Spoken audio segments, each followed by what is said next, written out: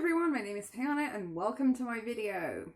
And today's book is Deep Blue, the first novel in the Waterfire saga by Jennifer Donnelly. Now, this is a book about mermaids, and I have to admit I've been pretty put off the mermaid literary world after reading A Mermaid in Paris by Matthias Malzieu, which is always going to have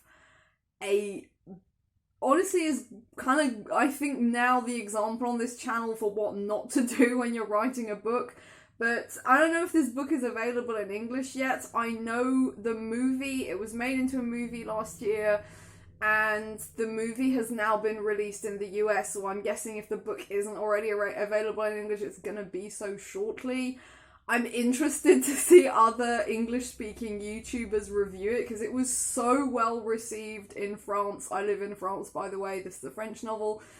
And, I just found it hard to believe why everyone thought this book was so great. There was really nothing about it that I thought was good. So I'm curious to see other English-speaking YouTubers talking about this book. I'm just going to turn on my lights because this is the Halloween period. I don't know if that makes any difference.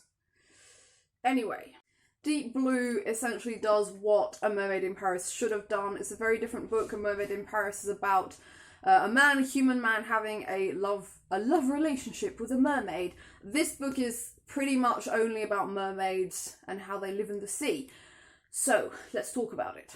So the book starts with a group of witches, mermaid witches. They are river mermaids, conjuring a spell, doing an incantation, and the recipient of this spell is a princess called Seraphina in one of the mermaid queendoms, I think, because they have queens. So she has a dream where she sees this spell. The spell gives her images of a monster that is trying to break out of its cage and tells her that she needs to come and sort this out, basically. So she doesn't think of it as anything more than a dream, wakes up and goes about her life. She is about to go through a ceremony that will confirm her as the next heir to the throne of this queendom and secure her place as a powerful witch, I guess, magician, and also prove that she is worthy of being the queen. Now, very helpfully, the magic system is actually explained quite early on in the book, and in a number of different ways, which is what A Mermaid in Paris completely failed to do. In A Mermaid in Paris, we know that the mermaid is able to kill people using her voice, so she is able to stop people's hearts. However, the only explanation we ever get to this is, oh yeah, my mother taught me how to do this. And it's never explained how she actually does it. So in Deep Blue, the magic is also contained within their voices, within their songs. They use these things called song spells. And it starts off by saying that the song that Seraphina is supposed to perform is specially composed for the future queen. It's a special kind of magic that she can use. And then there's quite a brilliant scene with a small child who's asking questions about, you know, how all of this works and why they do things in a specific way and why they use their magic in this way, which is a really good way of explaining a magic system through another character. So this child only exists in this novel to represent the reader and to have the magic system explained to them, which is a really good way of doing it, especially as this is YA, so that worked really well, thank you for that. The relationship Seraphina has with her mother is also quite peculiar and explained very vividly. Like, right at the beginning of chapter 2, we have a line which goes, "Nearly every conversation with her mother ended in an awkward silence or heated words. She was used to it, but it still hurt." So her mother's being really hard on her and always kind of nagging her. Her mother explains this away by saying that, yes, she's being hard on her, but when she is going to be queen, the fact of ruling in the queendom is going to be even harder on her. So she's essentially behaving in a very strict and severe way to prepare her for being queen.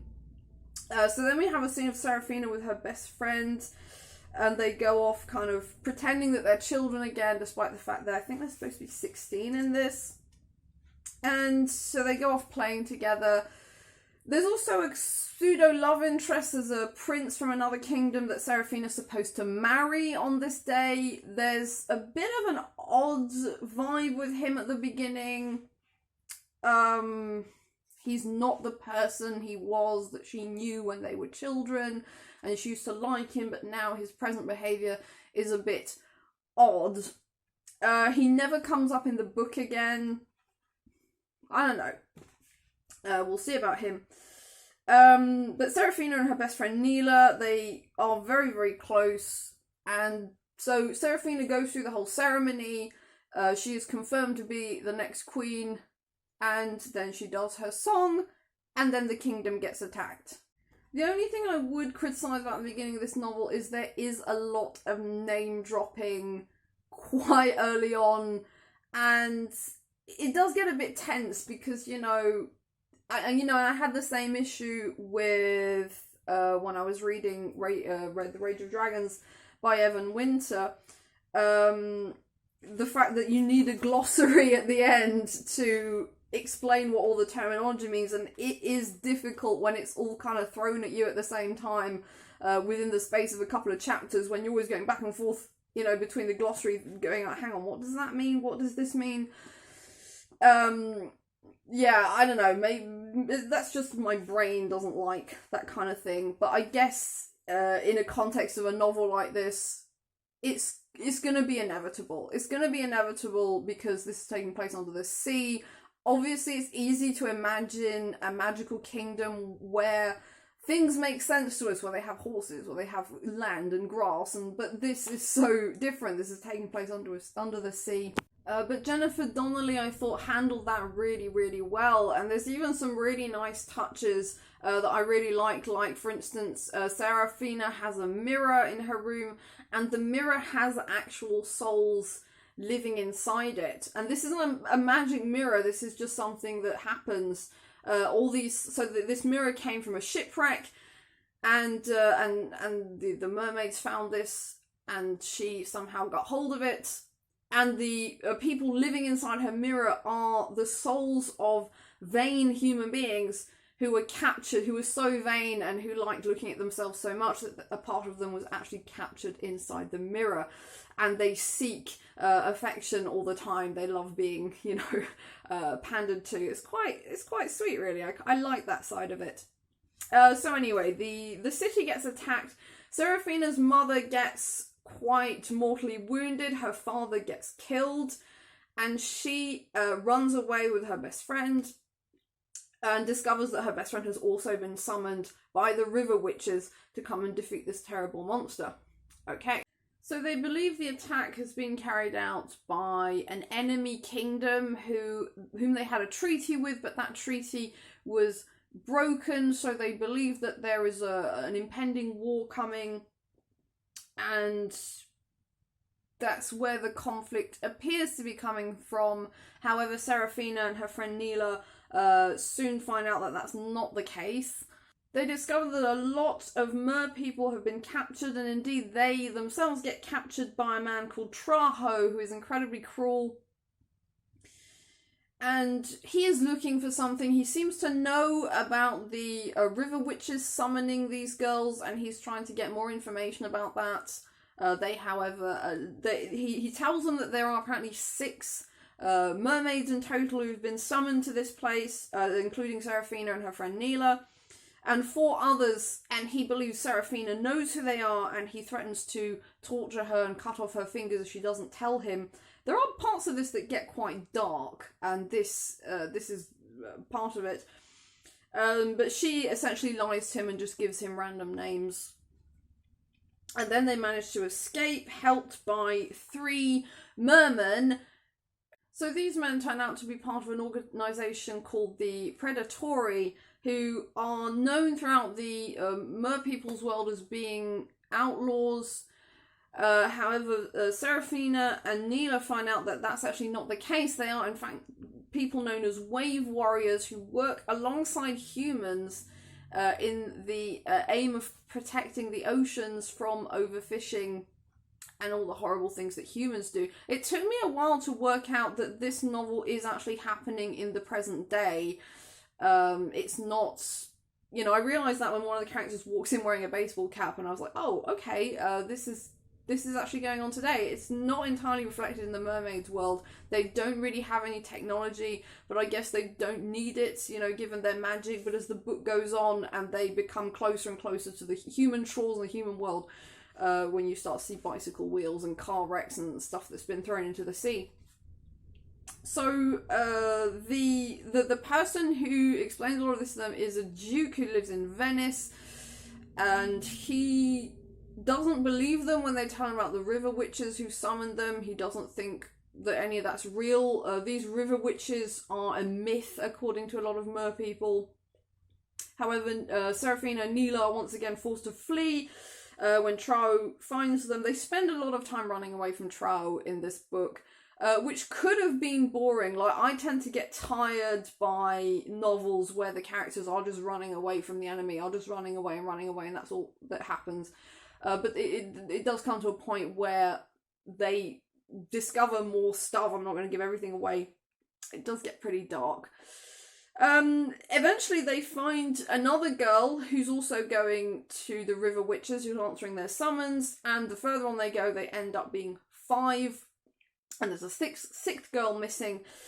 And once they finally get to the river witches and meet the actual chief witch called Baba Vreya, I think, they meet the 6th one, who is the daughter of the enemy who supposedly attacked Serafina's queendom.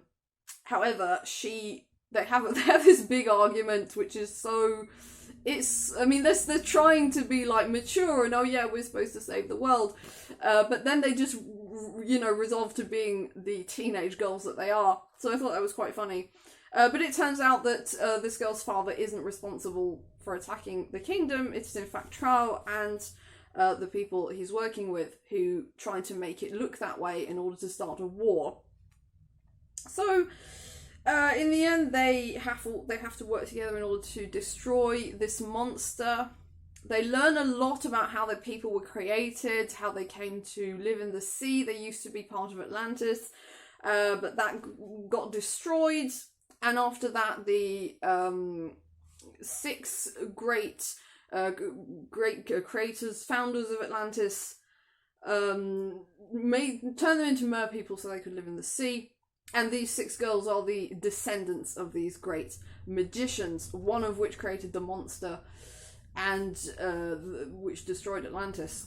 And they now have to go and destroy the monster because Traho wants to free it in order to wreak havoc in the world. So I had my doubts about this novel, but actually I thought it was pretty good. In fact, I thought it was so good, I bought the 3 sequel novels in the series. So I have the whole series lined up, and I'm going to be doing that at some time soon.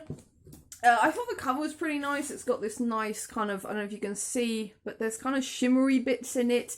It reminded me of the rainbow fish. Does anyone remember the rainbow fish? When we were kids, we used to have this picture book series with this fish that had these lovely shimmery bits on it. And he was really beautiful. And I really liked him, so that reminded me of that. The book is also, the writing in it is all blue. And there are these lovely kind of illustrations at the beginning of every chapter. So that was quite nice, quite a nice touch. This also addresses quite a number of interesting issues, especially regarding how human beings treat nature as a general whole, overfishing, the pollution in the oceans, and all of that. And even, you know, on a psychological level, because Serafina, despite seeing that her dad has died and she doesn't know what happened to her mother, the rest of the at least surviving mer people's population look at her as the new queen. However, she refuses to acknowledge that, because obviously acknowledging that would mean that her family have gone forever and that's it. She's still hoping that her mother's still out there somewhere. and her uncle who escaped, who's gone to the cobbled people in order to raise an army. So there's a lot of stuff, potential stuff that could happen in book 2 that I'm definitely looking forward to. I did genuinely enjoy this. I didn't think I would. I didn't expect to enjoy this so much, but I did think it was pretty good. I thought it was a bit slow at the beginning, but like I say, you got all the world building to put into place, which is quite a complicated thing to do when you're dealing with a people that live at the bottom of the sea, where everything is completely different from what we have. And I thought it was done pretty well. So the beginning's a bit heavy, a lot of name dropping, a lot of setting the context, but once the story actually gets moving, it gets moving pretty well. So that's it. That's my video on the first book in the Waterfire Saga, Deep Blue by Jennifer Donnelly. I thought this was pretty good, and I would recommend it if you like mermaids and, you know, YA kind of fantasy like this. This is rather different from everything else I've got, so I was quite pleased with that, and it has reconciled me with the world of mermaids. So thank you very much, Jennifer Donnelly, for that. So that's it for this video. I hope you enjoyed it, and please like, share, comment, and subscribe, and I'll see you all soon. Bye bye, and thank you for watching.